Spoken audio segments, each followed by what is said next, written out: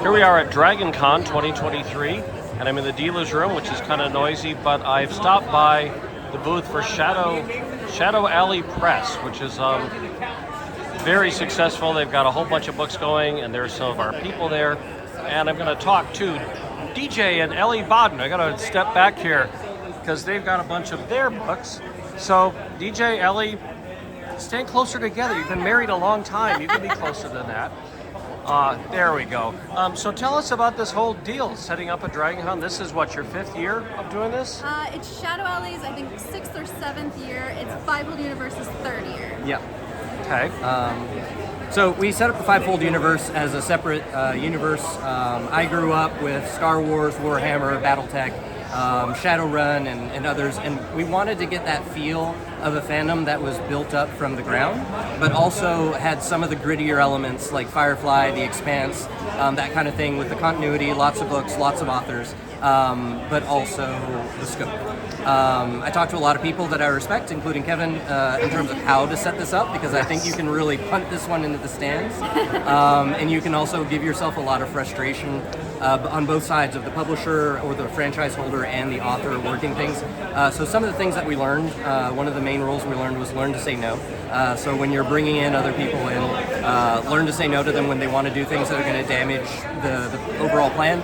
The other thing is don't let other people play where you play, right? So give yourself a little separation from where you're writing and where other people are writing, so that the combination of the two can be richer than what you would do on your own, but you're also not fighting people over creative ideas because there's that space to grow and breathe in. So this is the Fivefold Universe So today. tell us about how you like setting up the booth and working with all the crazy fans here at DragonCon. I flew to Kentucky early, about 2 weeks before DragonCon, just to do the preliminary planning for setup.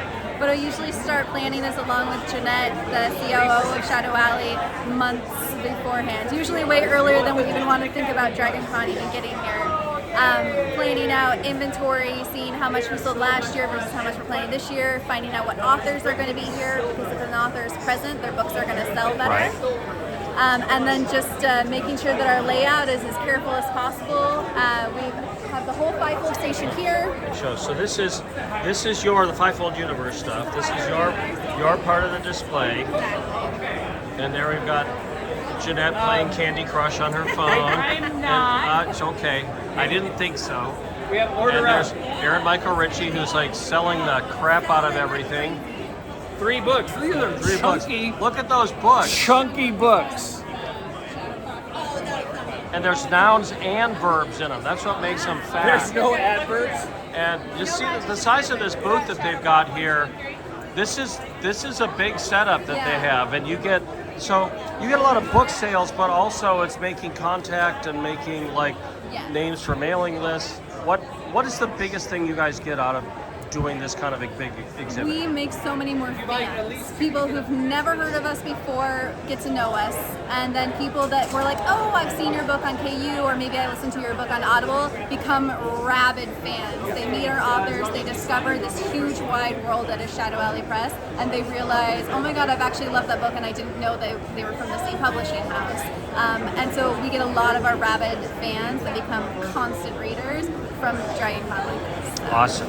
One of the things I use it for is I like to test out marketing ideas before I write a book about them. And so I try to pre-sell books by testing concepts, right? So for Tears of Perseus, which we worked on, one of the things we learned today was that people really like this idea of interconnecting stories. So the more I can pitch the Fivefold as stories that are related to each other, even if there's several hundred years between them, the better it sells to the audience that we're working with. And that's been working really well. All right. Well, thank you guys. This is always one of the most impressive things to show off. And look at Aaron, busy signing there, signing legibly. This is as good as it gets, guys.